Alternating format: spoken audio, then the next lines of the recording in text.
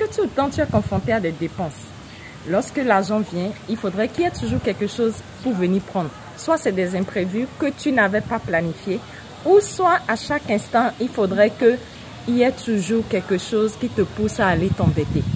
Qu'est-ce qui fait que malgré des fois ton intelligence, tu as du mal à prendre des risques, tu hésites, ou carrément tu es confronté à des situations de peur, de doute, de manque d'estime de toi-même et de manque d'amour de soi?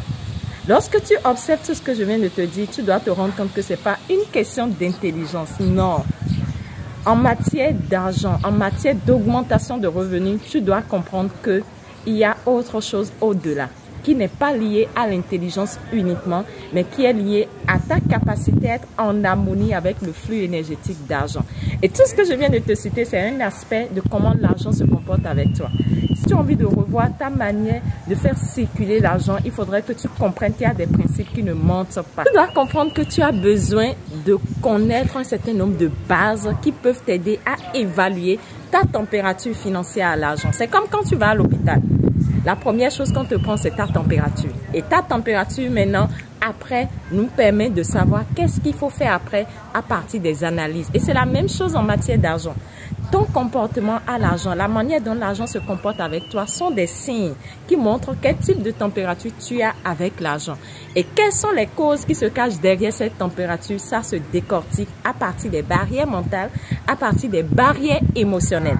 Et c'est dans ce défi, pour célébrer l'anniversaire que je fêterai d'ici quelques jours, j'ai lancé un accompagnement pour un nombre restreint de personnes avec qui je vais travailler par rapport à leur température financière, leur barrière mentale, leur barrière émotionnelle, pour qu'ils puissent maintenant travailler sur ce qu'on appelle des blessures qui constituent des empêchements à leur manière d'exprimer plus de richesse dans leur vie.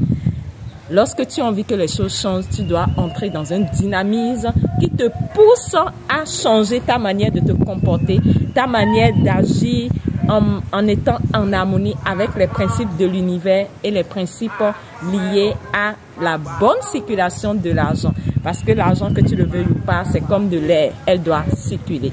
Alors, si tu n'es pas prêt à l'accepter, elle ne viendra pas à toi. Si tu n'es pas prêt à augmenter ton réservoir financier d'argent, tu vas toujours continuer à gagner le même montant, pensant que Dieu fera quelque chose, mais non. C'est d'abord toi qui dois agir avant que Dieu ne te propulse. Ainsi va la vie. C'est un programme sur un mois qui va permettre à ce que je sois en contact avec ces personnes-là, que je puisse travailler avec eux sur leurs différentes problématiques. C'est un mois inédit.